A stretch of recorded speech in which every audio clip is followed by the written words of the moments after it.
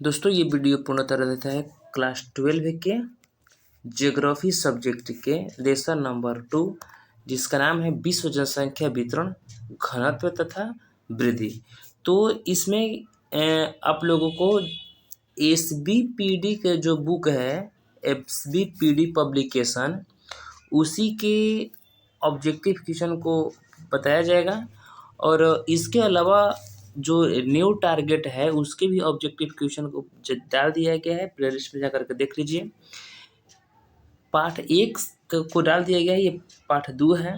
इसी प्रकार के सभी वीडियो को देखने के लिए आप चैनल को सब्सक्राइब कर लीजिएगा ताकि समय समय पर आप लोगों को जो वीडियो है मिलता रहे। कह रहे कि विश्व में सर्वाधिक जनसंख्या केंद्रित है। कहाँ केंद्रित है? तो मैदानों में केंद्रित है।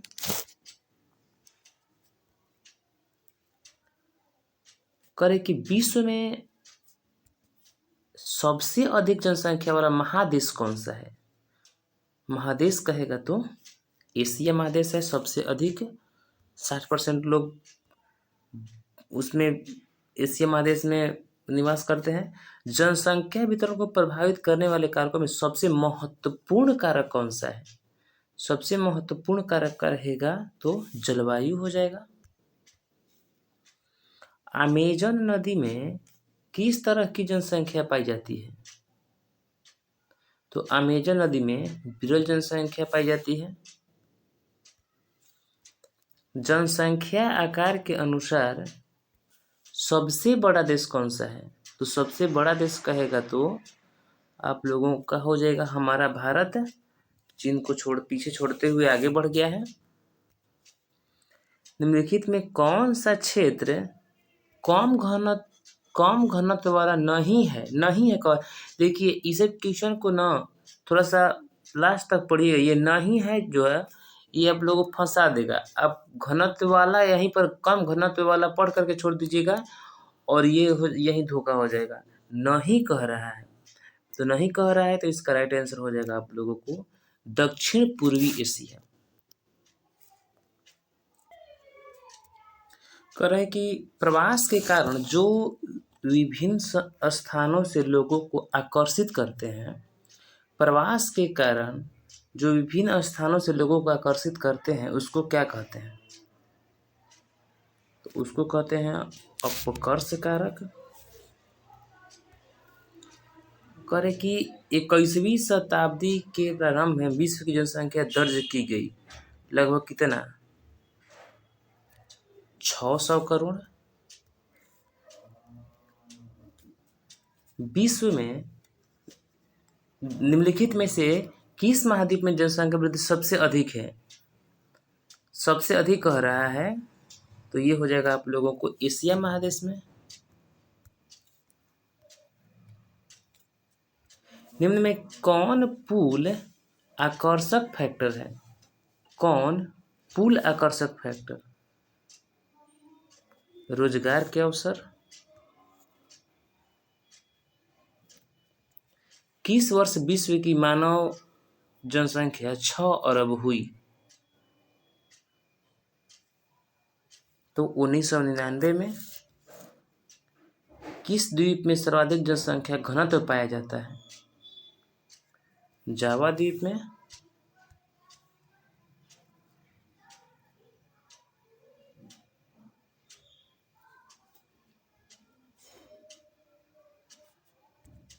निम्नलिखित में से कौन एक जनसंख्या परिवर्तन का कारक नहीं है?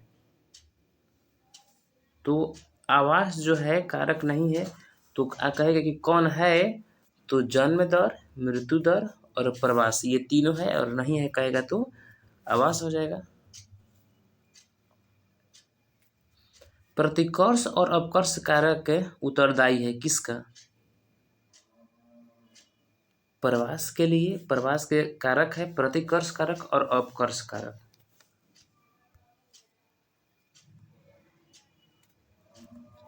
जनसंख्या आकार के अनुसार विश्व का द्वितीय बृहत्तम महाद्वीप कौन सा है? पहला तो महाद्वीप है एशिया, दूसरे का स्थान पर कौन है?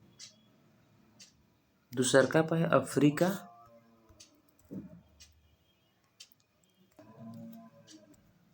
निम्नलिखित में से कौन एक जन स्थानांतरण का अपकर्ष कारक नहीं है? जन स्थानांतरण का अपकर्ष कारक कह रहा है, तो ये हो जाएगा आप लोगों को रहन सहन की निम्न दशाएं जो है जन स्थानांतरण का जो अपकर्ष कारक है नहीं है। अरे कि विश्व में जनसंख्या का कितने प्रतिशत भाग एशिया में निवास करता है?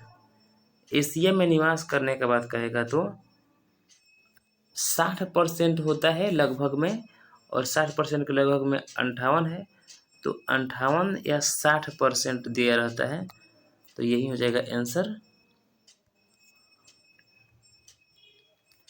निम्नलिखित में से कौन सा क्षेत्र सघन जनसंख्या वाला है? तो दक्षिण पूर्वी एशिया। निम्नलिखित में से कौन विरल जनसंख्या वाला क्षेत्र है? विरल जनसंख्या कह रहा है तो पश्चिमी ऑस्ट्रेलिया।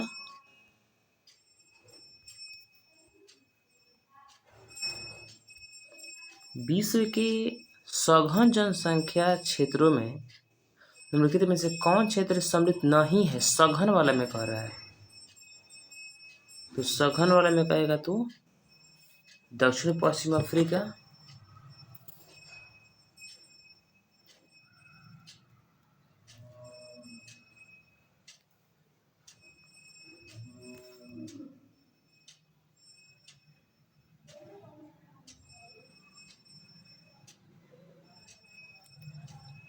कह कि निम्नलिखित में से कौन सा जनसंख्या की वास्तविक वृद्धि दर्शाता है?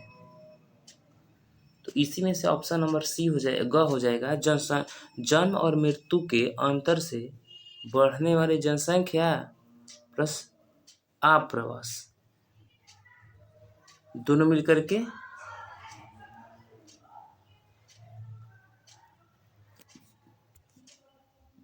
विश्व की 90% जनसंख्या कितने प्रतिशत स्थल पर निवासित है? तो 10% पर।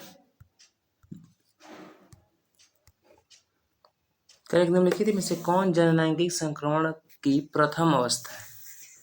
तो इसका प्रथम अवस्था हो जाएगा उच्च जन्म दर एवं उच्च मृत्यु दर। जैसे कि आप लोग को पता है कि जनलैंगिकीय संक्रमण के 3 अवस्था होता है।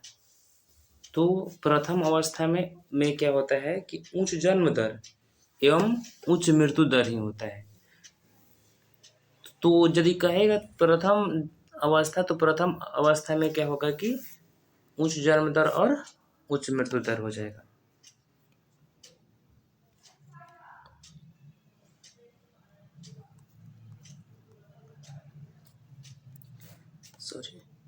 विश्व में जनसंख्या की दृष्टि से भारत का कौन सा स्थान है? भारत का कौन सा स्थान कहेगा तो इसका राइट आंसर हो जाएगा आप लोगों को फिलहाल में तो पहला चल रहा है, वो चीन को पीछे करते हुए आगे बढ़ गया है, तो पहला स्थान हो गया है। लेकिन इसे 2011 के जनगणना के अनुसार देखा जाए तो चीन पहला स्थान पर है, दूसरा स्थान पर है भारत। लेकिन ऐसा अनुमान लगाया जा रहा है कि चीन को पछाड़ते हुए भारत आगे हो गया है। प्रवासी जो नए स्थान पर जाते हैं उसको क्या कहा जाता है? वो प्रवासी जो नए स्थान पर जाते हैं उसको क्या कहा जाता है? तो क्वेश्चन था कि प्रवासी जो नए स्थानों पर जाते हैं उसको क्या कहते हैं, तो इसका राइट आंसर हो जाएगा अप्रवासी। और अगला क्वेश्चन है जो कि लास्ट ही है कि निम्नलिखित में से जनसंख्या वितरण को प्रभावित करने वाले कारक कौन से हैं? तो ये जलवायु भी है, मृदा भी है और जल की उपलब्धता है, यानी कि इसका राइट आंसर हो जाएगा इनमें से सभी। दोस्तों एक ऊपर हम बताए हैं जनांकिकीय संक्रमण सिद्धांत है। तो जनांकिकीय संक्रमण सिद्धांत की 3 अवस्था है। थोड़ा सा उस पर हम देख लेते हैं क्योंकि उसमें से ऑब्जेक्टिव दे देगा। देखिए इसमें 3 अवस्था है, एक पहली अवस्था, दूसरी अवस्था और तीसरी अवस्था। एगो है जन्म दर, एगो है मृत्यु दर। ज से जन्म दर, बी से और मृ से मृत्यु दर। थोड़ा सा उसमें याद रखिएगा कि जो प्रथम अवस्था रहता है उसमें जन्म दर जो होता है ज़्यादा रहता है और मृत्यु दर रहता है वो भी ज़्यादा रहता है। तो जन्म दर भी ज़्यादा और मृत्यु दर भी ज़्यादा है। यदि मान लीजिए कि समाज में जन्म ज़्यादा लेगा बच्चा और ज़्यादा मृत्यु भी होगा तो वो तो ठीक नहीं है। दूसरी अवस्था है, इसमें क्या होता है कि जन्म दर ज़्यादा रहेगा और मृत्यु दर कम रहेगा। तो मान लीजिए कि बच्चों की संख्या ज़्यादा रहेगा और मृत्यु जो है कम रहेगा, तो इससे क्या होगा कि इससे भी जनसंख्या में जब तेजी मात्रा में वृद्धि होगी ना, तो ये भी नहीं है पॉसिबल, और मतलब कि दोनों ये क्या है, ठीक नहीं है। लेकिन तीसरका में क्या है कि तीसरका में जन्म दर भी निम्न है और मृत्यु दर भी निम्न है। तो ये तो बढ़िया है ना कि समाज में बच्चों का जन्म कम होगा और कम मरेंगे भी, तो ये तो बढ़िया है। इसमें क्या था प्रथम अवस्था में कि जन्म दर उच्च था और मृत्यु दर भी उच्च था, तो ये भी सही नहीं था। इसमें था कि जन्म दर उच्च था लेकिन मृत्यु दर निम्न था, तो ये भी ठीक नहीं था। लेकिन जो तीसरा अवस्था है यही इम्पोर्टेंट है।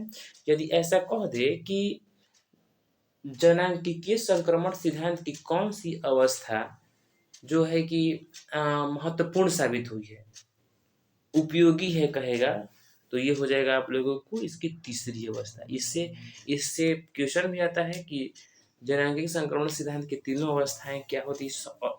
ऑब्जेक्टिव की बात कर रहे हैं और सब्जेक्टिव में भी क्वेश्चन आता है कि जनांगीय संक्रमण सिद्धांत की 3 अवस्थाएं कौन सी है। तो इसमें आप लोग लिख दीजिएगा कि पहली अवस्था है, इसमें 3 अवस्था है। पहली अवस्था, इसमें जन्म दर जो है उच्च रहता है और मृत्यु दर भी उच्च रहता है।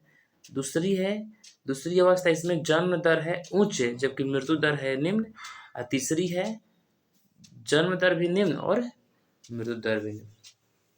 तो ये रहा आप लोगों का लास्ट क्वेश्चन। यदि वीडियो आप लोगों को अच्छा लगा हो तो वीडियो को लाइक करें, और इसी प्रकार के वीडियो आप लोगों को चाहिए हो तो चैनल को सब्सक्राइब करें ताकि समय समय पर आप लोगों को वीडियो मिलता रहे। धन्यवाद।